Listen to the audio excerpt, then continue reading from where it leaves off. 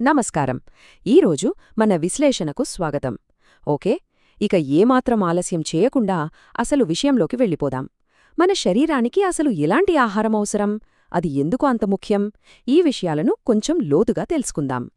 అసలు ఈ అద్భుతమైన శరీరం అనే యంత్రాన్ని నడపడానికి ఎలాంటి ఇంధనాన్ని వాడుతున్నాం? ఇది నిజంగా చాలా ఇంట్రెస్టింగ్ పాయింట్ కదా. ఎందుకంటే మనం రోజూ తినే ఆహారమే నిరంతరం మనల్ని ముందుకు నడిపిస్తూ ఉంటుంది. అసలు దీని వెనుక ఉన్న లాజికేంటో ఇప్పుడు చూద్దాం. మొదటి విభాగం, మన శరీరం ఒక యంత్రం.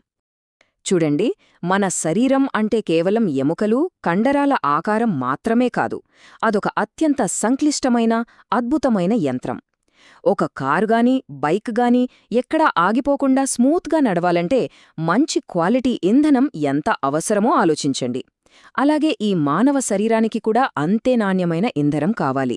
అప్పుడే అది 100% పర్ఫెక్ట్గా పనిచేయగలదు. ఇక రెండవ విభాగం, మంచి ఇంధనం, మంచి ఆహారం. మంచి ఆహారం అంటే ఏదో ఆకలి వేసింది కదా అని కడుపు నింపేసుకోవడం కాదు. శరీరానికి అవసరమైన ప్రతి ఒక్క పోషకాన్ని సమృద్ధిగా అందించేదే నిజమైన ఆహారం. ఈ సూక్ష్మ పోషకాలే మన యంత్రాన్ని ఎక్కడా ట్రబులివ్వకుండా నడిపించే ప్రాణాధారాలన్నమాట. సరే, ఈ మంచి ఇంధనం వల్ల అసలు లాభమేంటో తెలుసా? ఇది శరీరంలోని ప్రతి అణువుకు ఒక సూపర్ పవర్ లాంటి బలాన్నిస్తుంది. శారీరక ఎదుగుదలకు, కణాల మరమ్మత్తుకు బాగా హెల్ప్ చేస్తుంది. అంతేకాదు, బయట నుండి వచ్చే వ్యాధులను తట్టుకునేలా ఒక అదృశ్య కవచంలా మారుతుంది. అన్నిటికంటే ముఖ్యంగా మన మెదడు ఎంతో షార్ప్గా, యాక్టివ్గా పనిచేయడానికి కూడా ఇదే కారణం. సింపుల్గా చెప్పాలంటే సరైన ఆహారం మనల్ని అన్ని విధాలా స్ట్రాంగ్గా తయారుచేస్తుంది. ఇప్పుడు మూడవ విభాగానికి వద్దాం. చెత్త ఇంధనం అనగా చెడు ఆహారం. ఇక్కడ ఒక ఇంట్రెస్టింగ్ పాయింట్ గమనించాలి. ఈ చెడు ఆహారం ఉందే, అది చాలా మోసపూరితమైనది. తింటున్నప్పుడు నోటికి భలే రుచిగా అనిపిస్తుంది, అబ్బా ఇంకా తినాలి అనిపిస్తుంది. కానీ లోపలికి వెళ్ళాక అది చేసే డ్యామేజ్ అంతా ఇంత కాదు. ఏదో బండిలో కల్తీ ఇంధనం పోసినట్లు, మొదట్లో బాగానే వెళ్తున్నట్లు అనిపించినా నెమ్మదిగా ఇంజిన్ పాడైపోతుంది చూడండి. ఇది అంతే, సైలెంట్గా మనకు తెలియకుండానే నష్టాన్ని కలగజేస్తూ ఉంటుంది. మరి చెత్త ఇంధనం వల్ల వచ్చే తలనొప్పులేంటంటే, ముందుగా అనవసరమైన బరువు పెరిగిపోవడం, ఆ తరువాత ఎప్పుడూ లేని నీరసం, అలసట వస్తుంది. ఎంతసేపు పడుకున్నా ఇంకా టయర్డ్గానే ఉంటుంది. ఇలాగే వదిలేస్తే దీర్ఘకాలంలో ఇది మన రోగ నిరోధక వ్యవస్థను పూర్తిగా దెబ్బతీసి పెద్ద పెద్ద ఆరోగ్య సమస్యలకు దారితీస్తోంది. బాడీకి కావలసిన సరైన పోషకాలివ్వకపోతే అది తన న్యాచురల్ స్ట్రెంగ్త్ను పూర్తిగా కోల్పోతోంది. నాల్గవ విభాగం, ఇంతకీ రెండింటి మధ్య ఉన్న అసలు తేడా ఏమిటి? ఒక్కసారి మన రోజువారీ ఆహారాన్ని ఇలా పక్కపక్కన పెట్టి పోల్చి చూద్దాం. ఒకవైపు ఏమో పండ్లు, కూరగాయలు, గుడ్లు, పాలు, అలాగే చక్కటి ఇంటి భోజనం లాంటి మంచి ఇంధనముంది. ఇవి అక్షరాల్లా మనకు ప్రాణం పోసేవి.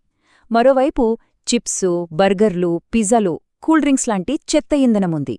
ఈ లిస్టు చూడగానే చాలా క్లియర్గా అర్థమైపోతుంది కదా, ప్రతిరోజూ మన శరీరంలో ఎలాంటి ఇంధనం నింపుతున్నామో అనేది. ఇక్కడ అత్యంత కీలకమైన పాయింట్ ఏంటంటే ఫైనల్ రిజల్ట్. తీసుకునే ఆహారం ఎలాంటి మార్పును తీసుకొస్తుందో చూడండి. మంచి ఆహారం నెమ్మదిగా శరీరాన్ని ఉక్కులా దృఢంగా, బలంగా మారుస్తుంది. అదే చెడు ఆహారమైతే చూసేందుకు బాగున్నా లోపల నుండి మనిషిని పూర్తిగా వీక్ చేసేసి ఆ యంత్రాన్ని పాడు చేస్తుంది.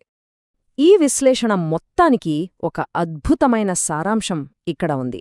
అదేంటంటే, మంచి ఆహారం శరీరానికి మందులా పనిచేస్తుంది. కాని చెడు ఆహారం రుచిగా అనిపించినా ఆ తర్వాత ఎన్నో సమస్యలను తెచ్చిపెడుతుంది. ఈ సూత్రం నిజంగా చాలా విలువైంది కదా. రోజువారీ తినే ఆహారమే ఒక మెడిసిన్లా పనిచేస్తే భవిష్యత్లో ఎలాంటి రోగాలు మన దరిచేరవు. ఇక ముగించే ముందు ఒక ఆసక్తికరమైన, ఆలోచించాల్సిన ప్రశ్న వేసుకుందాం. ఇక మీదట ప్రతిరోజూ ఈ అద్భుతమైన యంత్రాన్ని నడపడానికి ఎలాంటి ఇంధనాన్ని ఎంచుకోవాలి? శరీరాన్ని ఎల్లప్పుడూ హెల్తీగా, స్ట్రాంగ్గా ఉంచే మంచి ఇంధనమా, లేక కేవలం 2 నిమిషాల రుచి కోసం ఆశపడి శరీరాన్ని పాడుచేసే చెత్త ఇంధనమా? ఈ విశ్లేషణ ద్వారా మన శరీరం అనే యంత్రం గురించి, దానికి కావాల్సిన పోషకాల గురించి ఒక మంచి అవగాహన వచ్చిందని ఆశిద్దాం. సరైన ఎంపికతో సరైన ఇంధనాన్ని అందిద్దాం.